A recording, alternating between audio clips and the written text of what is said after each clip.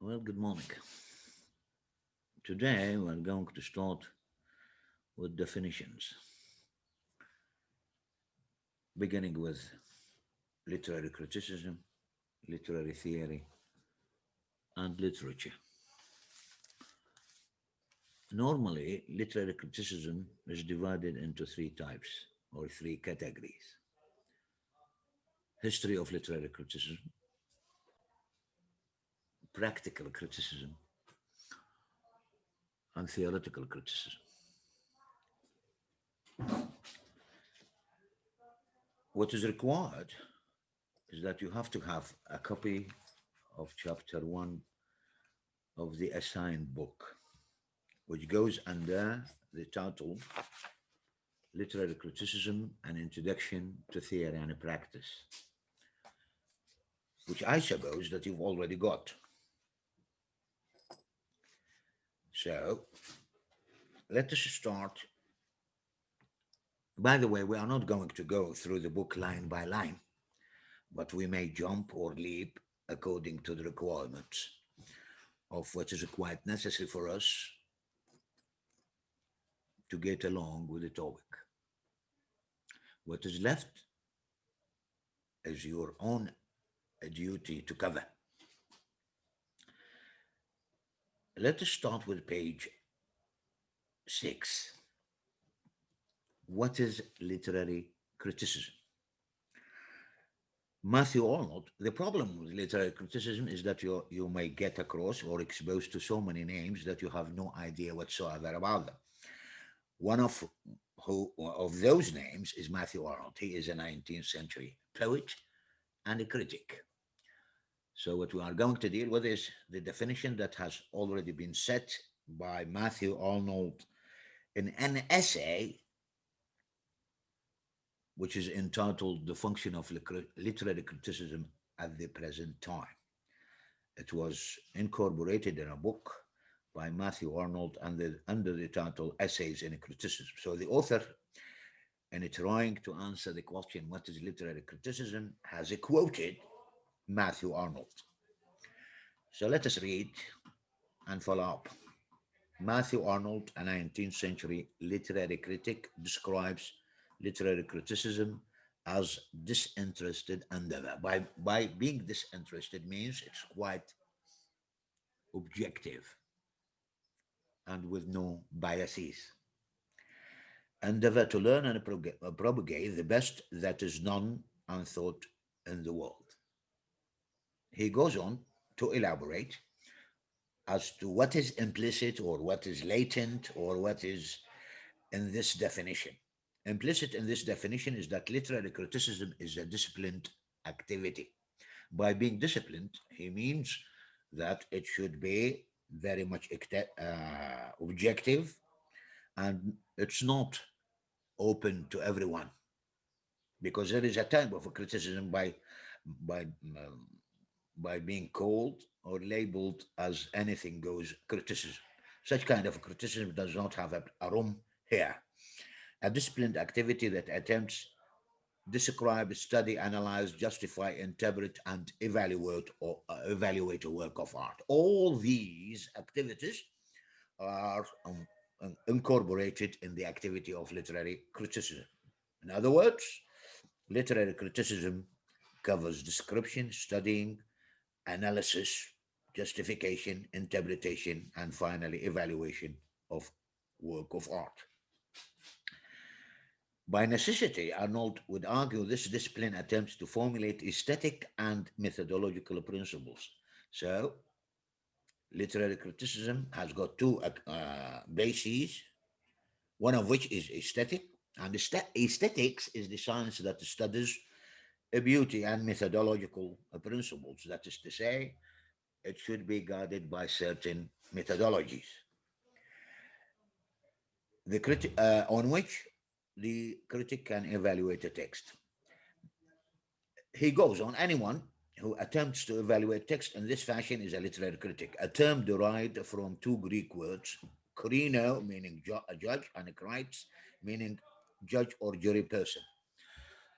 So what we can see here is that he is working out the etymology of the word. Etymology علم دراسة وتاريخ تطور معاني الكلمات. Etymology.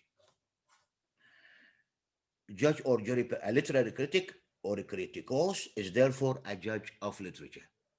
To put it in simple terms, criticism is comparatively equal to, or a critic is comparatively equal to, a judge of literature. He goes on to raise a question and thereby answers it by trying to name who was the first person who can deserve such a term or such a label. The first recorded such judge is the 4th century BCE teacher Philetas, who arrived in Alexandria in 305 BCE to tutor means to teach a child who would become King Ptolemy II.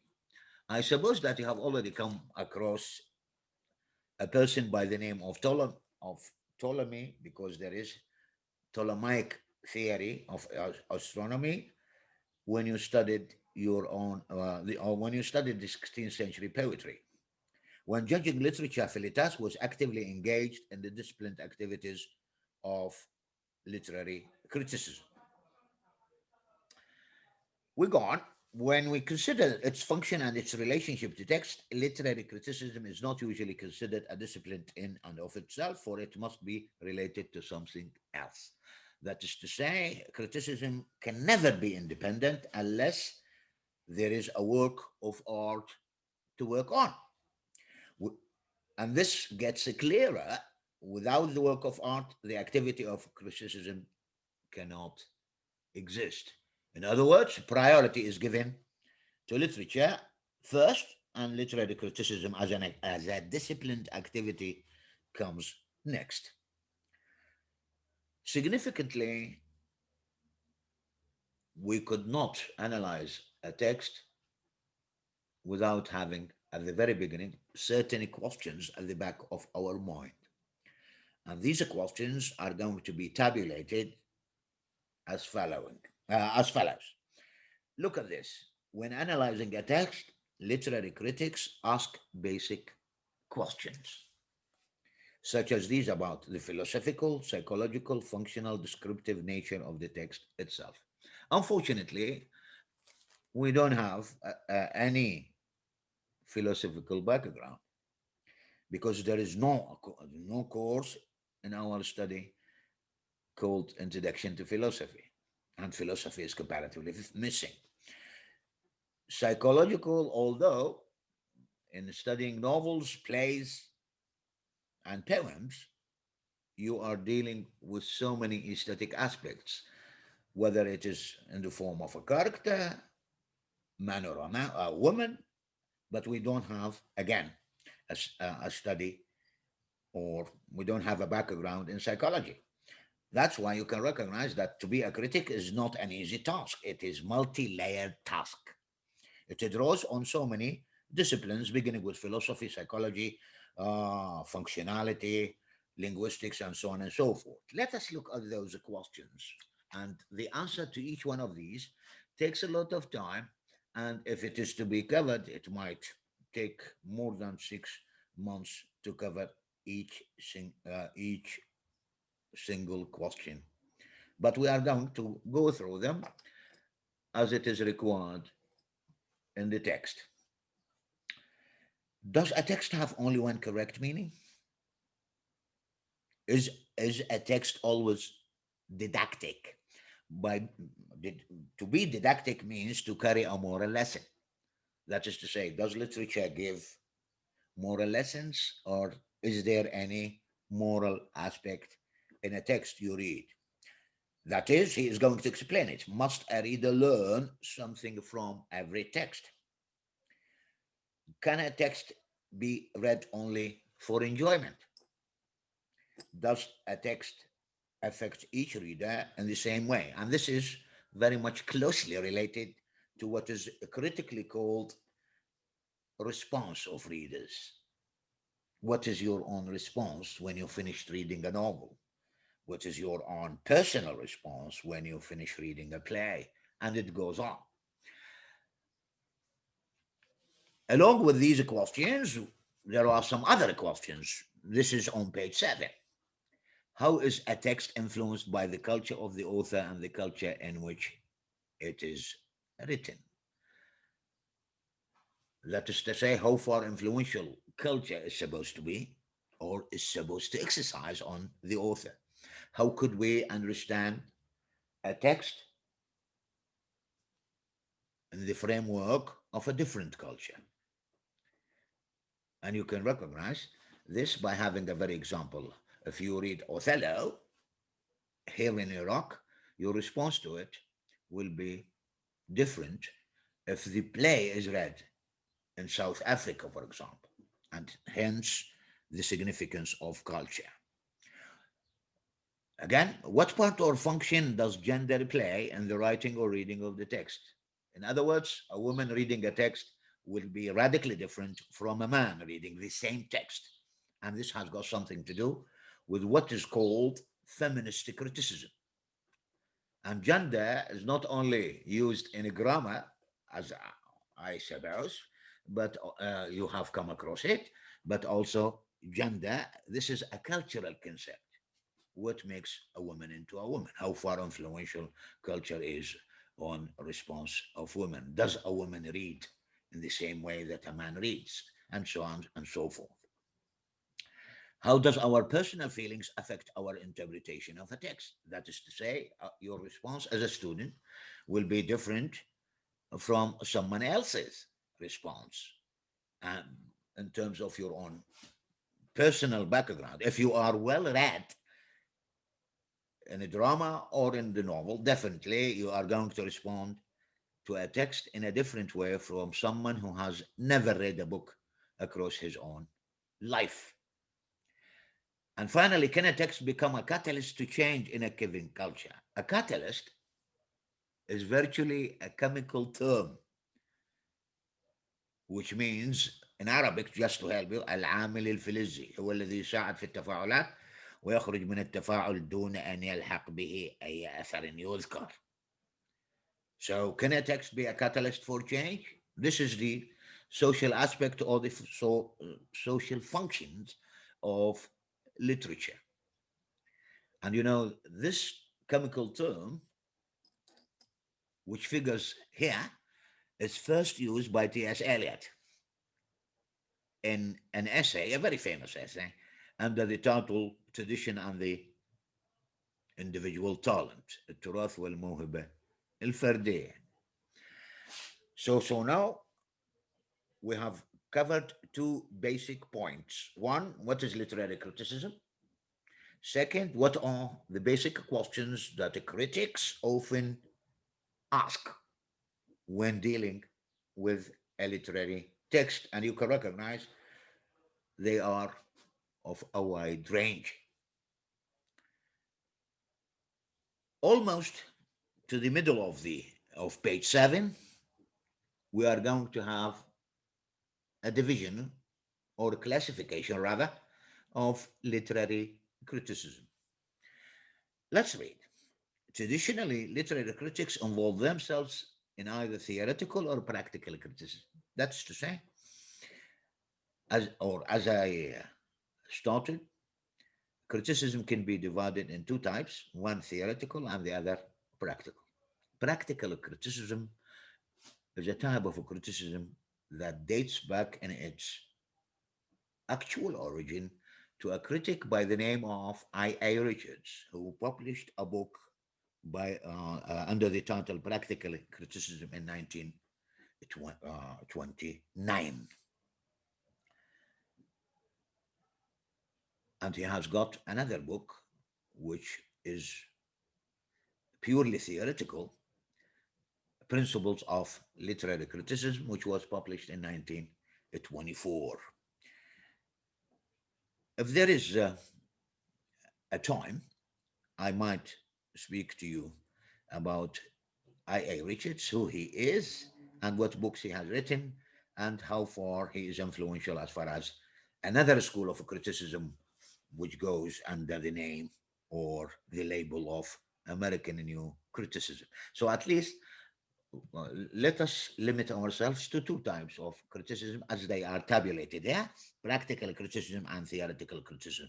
So, what is a theoretical criticism? He is going to answer. Theoretical criticism formulates the theories, principles, and tenets of the nature and value of art. By citing general aesthetic and moral principles of art, theoretical criticism provides the necessary framework for practical criticism. In other words, practical criticism usually works against the background of a theory. Without a theory, there will be no practical criticism. Hence, theory and practice are closely related together. Theory comes first and practice comes second. Practical criticism, also known as applied criticism. Applied criticism. This is a different name uh, to what is called practical criticism. What job does it do?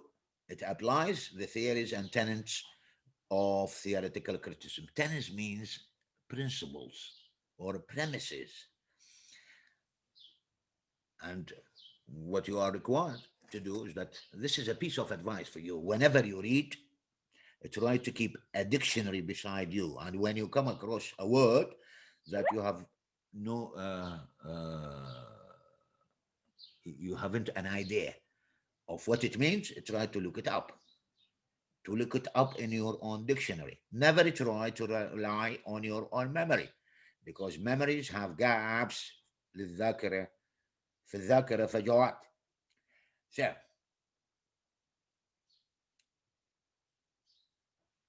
yes, using the theories and principles of theoretical criticism, the practical critic defines the standards of taste. Taste is a very significant, has a significant place here. We've got literary taste. Okay? So is the case true when we eat food. It, this meal has got a very good taste. With the help of taste, you can tell the difference between what's good and what's bad, and explains, evaluates, or justify a particular piece of literature. A further distinction is made between the practical critic who posits that there is only one theory or set of principles a critic may use when evaluating a literary work, and the absolutist critic. So here we have got two types of critic: practical critic and absolutist critic. Absolutist is derived from the word absolute, المطلق. Hmm? And the relativistic critic.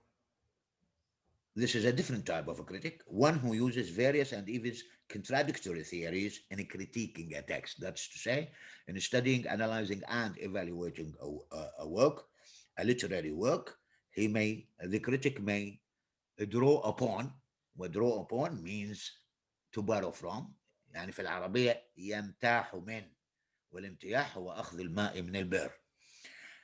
One who uses various and even contradictory theories in critiquing a text. The basis for either kind of work of a critic or any form of criticism is literary theory. So criticism, whether it is applied or theoretical, is literary theory. Without theory, practical criticism cannot exist. This final statement paves the way for what is to come. That is to say, to answer the question, which is comparatively as important as the first one, what is literary theory? What is literary theory? This is an area of study which is comparatively more difficult and not handy to everyone because, after all, it is a literary theory. You might have come across the word theory when you were introduced to linguistics. We've got linguistic theories and so on and so forth. As he has done with the etymology of the word criticism, he is going to tell us something more about the origin, evolution, and development of the term theory. But let us move to page 8. Page 8,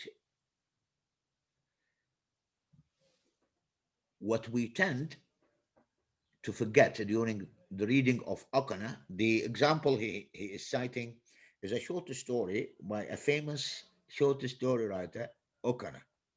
It's not necessary that you have an idea about the story. What is required is to have some sort of a general idea as what is included here.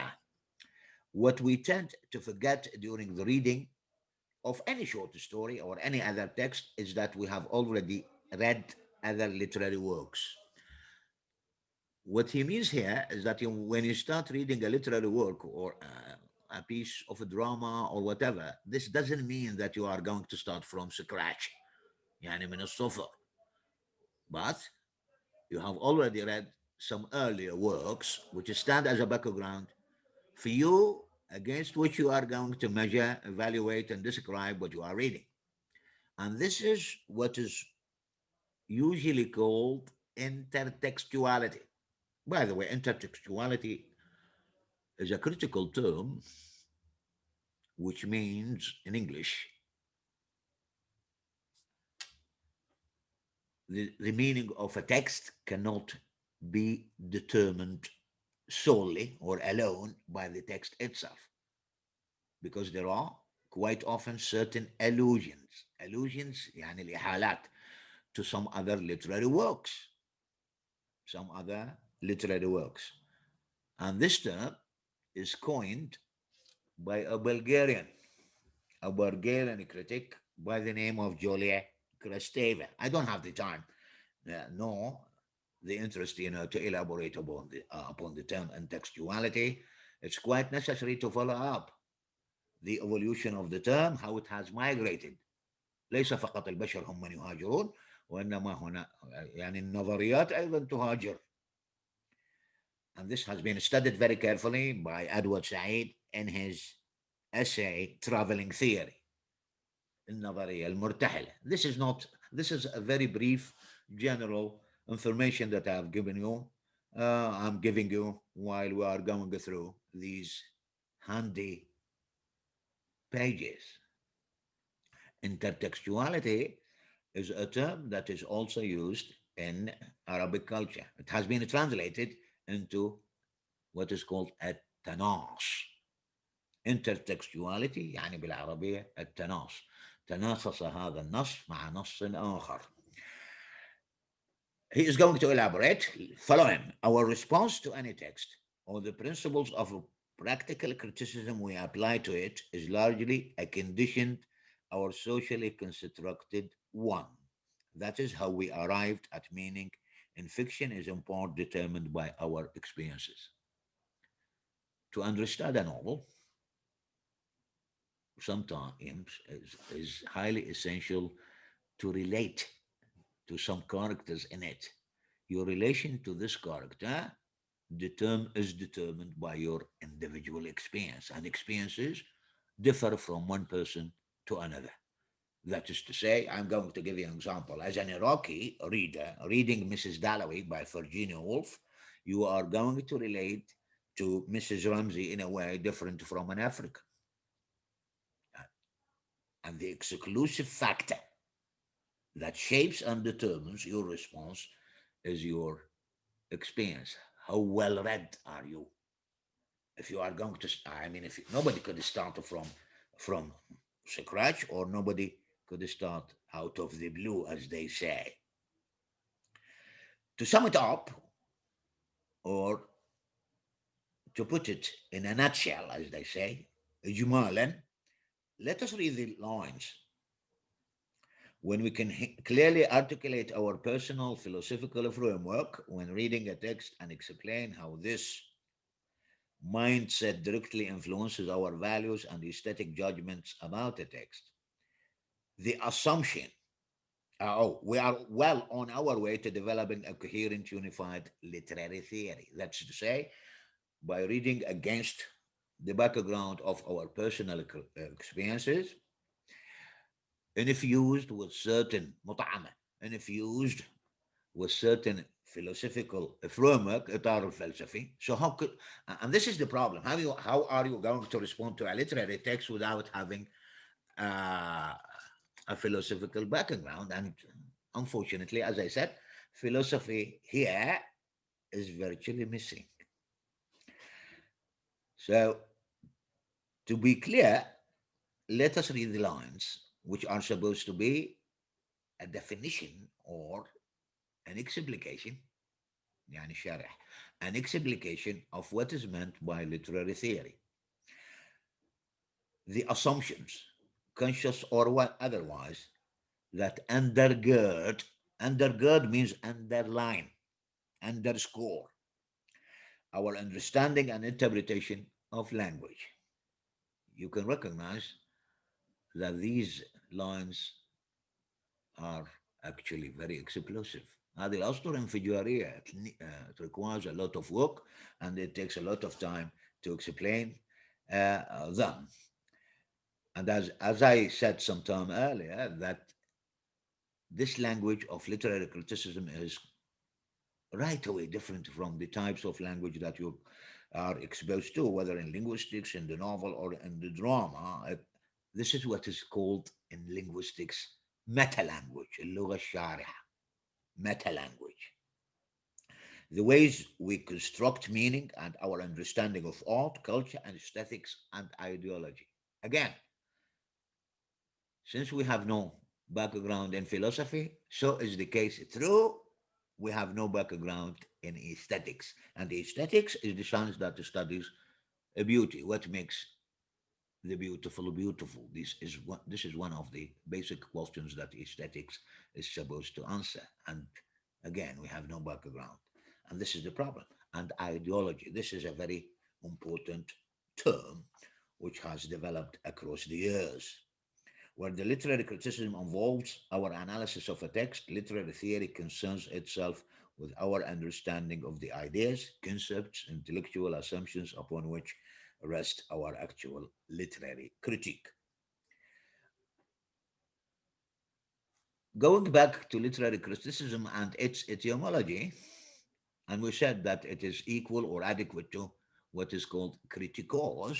And in the final analysis, a critic is supposed to be a judge of literature. Likewise, he is going to give us some ideas from where does or is the word theory derived. من أين أتت كلمة نظرية? To the bottom of the page, never say in the bottom of the page. This is Arabic. A better understanding of literary theory can be gained by investigating the etymology. I've already explained to you what's meant by etymology. That is to say, the science that studies the evolution and development of words. The etymology of the word theory itself derived from the Greek word theoria. The word theory means a view or perspective of the Greek stage. يعني النظرية هي وجهة نظر أو منظور في المسرح اليوناني. وطبعا وجهة نظرك أو طريقة نظرك تعتمد على المكان أو الموقع المكاني اللي تحتله. وبالتالي المرأة تختلف عن الرجل في وجهة نظره. This is for your own general knowledge. We go back derived from the Greek word theoria. The word theory means a view or perspective of the Greek stage. Literary theory then offers to us a view of life, an understanding of why we interpret text the way we do. Interpret, we've got exegesis, explication, and interpretation. Exegesis يعني التأويل الإنجيلي. Explication يعني الشرح بالتفسير, and interpretation التأويل. And there is a science by the title or by the label of hermeneutics, التأويل. And again, we don't have a course in interpretation. and you can recognize how problematic things are. Literary theory offers to us a view of life, an understanding of why we interpret text the way we do. Consider the various places in the theater that we, the audience, may sit, so that our perspective and our understanding or interpretation of things largely depends on the place we occupy. If you are at the front, your perspective will be radically different from someone who sits at the back. If you are in the auditorium يعني قاعة المسرح, depending on our seats, whether close to the stage, far back, to the far left, to the far right, or in the middle row, our view and therefore our interpretation of the events taking place on the stage will alter, will change. Literary theory figuratively and literally asks where we are sitting when we are reading a text. This is a metaphorical understanding of what is meant by theory. Theory is determined by the place we occupy, as he said, at the front, at the back, in the middle, and so on and so forth. What exactly is influencing us during the reading process? Is it our culture? That is to say, how far influential our culture is supposed to be in shaping our response to literary works. Okay. Is it our understanding of the nature of literature itself? Is it our political, religious, or social views? Is it our family background? These and similar questions and their answers will directly and indirectly and consciously and unconsciously uh, be affecting our interpretation and our enjoyment of lack or lack thereof of a text. To give you an example, if someone goes through a love experience and he fails, certainly his reading of Shakespeare's Romeo and Juliet will be very much different from someone who has got a successful relationship. Moreover, a well articulated theory, literary theory, also assumes that an innocent reading of a text or sheer emotional or spontaneous reaction to a work does not exist. In other words, there is no innocent reading. لا توجد هناك قراءة بريئة.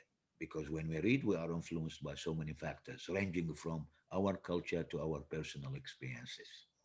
And so is the case true of language itself. Language is not innocent. اللغة ليست بريئة. It may persuade you, it may put you off, and so on and so forth. Definitely, or honestly speaking, if you want me to elaborate on innocence of reading and innocence of language, it takes us more than 6 years. Sorry, 6 months, because these are very significant terms. Right. I have no idea as to how far familiar you are with the ramifications, تفرعات, ramifications of language functions and so on and so forth. So, to conclude, as far as literary theory is concerned, we have arrived at a major conclusion. That is, no innocent reading there is. And as I said, language itself is not innocent either. Well, our understanding of reality and its nature differs again from someone to someone else, and this theoretical framework is summed up in a term called worldview, which is available right after making meaning from text. Worldview is originally a German term. It is equal to what is called Weltschauung in German, الرؤية إلى العالم.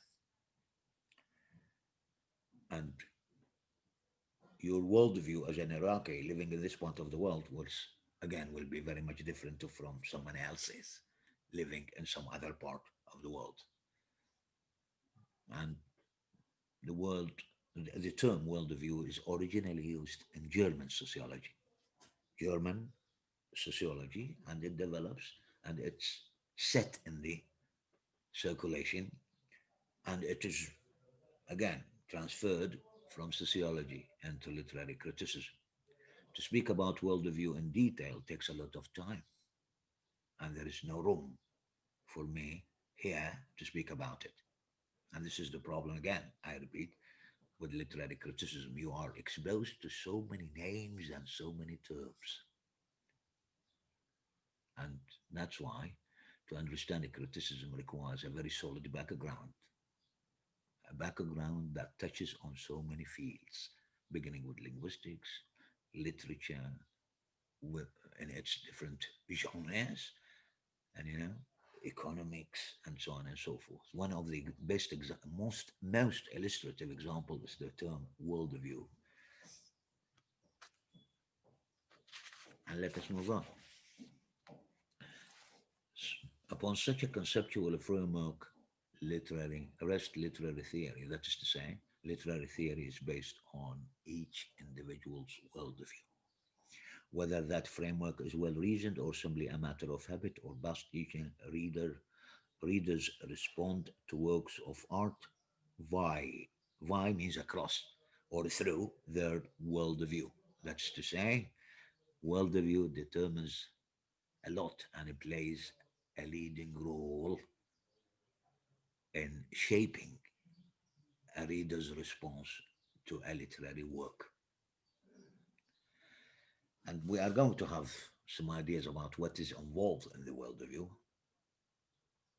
given that given that worldview, as I said, is a sociological term. Okay, right. From this philosophical core of beliefs bring their evaluation of the goodness, worthiness, and value of art itself, using their worldviews either consciously or unconsciously as a yardstick, as a standard, with the help of which we can measure things. Yardsticks يعني معيار by which to measure and value their experiences. Readers respond to individual works of literature, ordering and valuing each separate or collective experience in each text based on the system of beliefs housed in their worldviews. By the way, there is a school of criticism originated, evolved, and developed in Germany by the title of Reader Response Theory, headed by a figure called Wolfgang Iser, which touches on how readers respond to literary text. But this is in Germany. The earlier attempts in this regard is also available in the States. What I mean by states, that is to say, United States of America. And there is a lady by the name of Louise M. Rosenblatt. Her book is called The Reader, the Text, and the Poem, 1978. This is the edition that the author is using. And you have to have an idea how to write a bibliographical item of a book because you are required to submit a piece of research this year. This is the edition of 1978. The book was originally published in 1934. And her theory is called the transactional theory. That is to say, how how the reader responds to a literary text under the title. I don't know. I'm not. You are not required to read the whole book by Rosenblatt. Again, the book is not available here. So now, at least, you've got some ideas to articulate as regards theory. But there is another point which is closely related to theory, where what is called meta theory, يعني النظرية الجامعة. And I suppose that you have already been familiarized with what is meant by meta, this prefix in linguistics. Meta means across or beyond. Let us read the lines at the bottom of the page. Because no literary theory can account for all the various factors included in everyone's conceptual framework, and because we as readers all have different literary experiences, this is the important, there can exist no meta theory, no single overarching literary theory. Overarching means dominating literary theory and encompasses all possible interpretations of a text suggested by readers. As long as there is no innocent language and there is no innocent reading, equally significant, there is no meta theory, a theory which can explain, interpret all the factors involved in our response to a literary text. لا توجد هناك نظرية جامعة يمكن أن تقدم لنا تأويلا لجميع النصوص. And this is quite important to know. No meta theory. Possible interpretations of a text suggested by its readers. There can be no single correct literary theory for in and of itself. Each literary work asks valid questions of and about a text. So there are so many linguistic theories in studying or approaching language, so is the case true. There are no single theory that can interpret for us all literary works. And as such, there are so many theories. And no one theory is capable of exhausting all legitimate questions. I'd like to draw your attention as- to the terms valid and legitimate. ما معناه أننا في الوقت الحاضر لا نتحدث وفق صيغ الصحيح والخطأ، لأن القيم نسبية. علينا أن نتحدث على وفق المشروع وغير المشروع،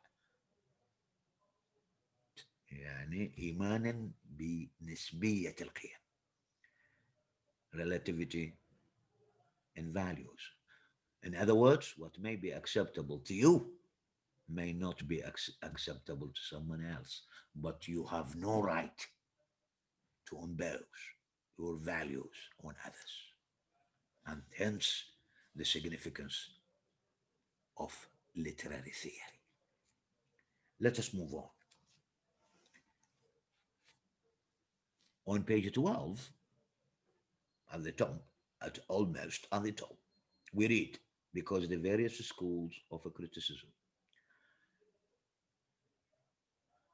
In criticism, there are so many schools, beginning with Plato and Aristotle and ending with the modern age. And to speak of those schools, even if we do it briefly, it takes more than a year to cover. Because the various schools of criticism and the theories on which they are based ask different questions about the same work in literature, these theoretical schools provide an abundance of options. So, the significance of literary theories is that you are offered as many options as possible. And by the way, our life, or the life we live and go through, is an endless series of options. إنه الحياة سلسلة غير متناهية من الخيارات, beginning with your own morning meal and up to the very moment before you sleep. And this is the good aspect of life. We have got as many choices, but sometimes we are forced to have a zero option. الخيار بالدرجة صفر. That's to say we have no choices at all. An abundance of options from which readers can choose to broaden their understanding not only of text but also of their society, their culture, and their own humanity. The more options we have, the more able we are to choose from the list. By embracing literary theory, to embrace means to adopt. Embracing literary theory, we learn about literature. And more important, we are also tolerant. We are also taught tolerance. Tolerance lexically means التحمل, but in this context means التسامح. We have to have tolerance in dealing with others. We respect the point of views rendered by others. احترام الآخر وآراءه. And this is the significant one of the important lessons we learn by studying literary theory. We nurture the spirit of tolerance. We are also taught tolerance for other people's beliefs. By rejecting or ignoring theory, we are in danger of canonizing ourselves as literary saints. To canonize طبعا هذه المفردة ذات بعد ديني. لما يقرر البابا أو الحبر الأعظم في الفاتيكان أن يجعل من امرأة أو رجل قديسا, they say he is canonized. Canonized. فيجب علينا أن لا نكون قديسين ونفرض ما نراه صحيحا على الآخرين. We, he said, canonizing ourselves as literary saints who possess divine knowledge and who can therefore supply the one and only correct interpretation for a given text. And canonization is derived from the word canon, يعني الأعمال الأدبية الأثيرة التي تجاوزت امتحان التاريخ وبقيت بسمعتها وأهميتها من العصر القديم إلى العصر الحاضر. يسموها أمهات الكتب أو عيون الكتب. والترجمة الحديثة لكلمة كانون هو المعتمد. And I'd like to refer you to a very famous poem by John Donne, which I suppose that you have already studied in your second year by the name, by the title of Canonization. I don't know whether you have studied it or not. Just these are some remarks that I'd like to make as far as canonization is concerned. As literary saints who possess divine knowledge and who can therefore supply the one and only correct interpretation for a given text, when we oppose or disregard or ignore literary theory, we are in the genre and the danger of blindly accepting our more frequently than not unquestioned prejudices and assumptions. Quite often, we are influenced by our prejudices يعني تحيزاتنا.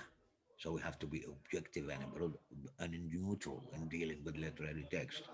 We have to recognize and to evaluate what there is. By embracing literary theory and literary criticism, its practical application, we can willingly participate in that seemingly endless historical conversation about the nature of a humanity and of the humanities concerned as expressed in literature. We have to conduct conversation not only with ourselves, with other people, but with other texts. With the text, we have to. And in the process, we can begin to question our concepts of ourselves. There is a very important activity which is largely missing to raise the right questions at the right time. Our society and our culture and how texts themselves help define and continually redefine these concepts. Let us stop at this particular point and we will have a meeting which is going to be mainly concerned with another question, that is, what is literature? If you go back in your memory to the early days, that is to say your primary school days, up to modern, up to the this time, you are already been exposed to different types of literary works. But have you ever asked yourself a question: what is literature? Literature is so familiar to the point that its familiarity has blinded our eyes or blinded us in the sense that we haven't asked a question as what is literature. That's enough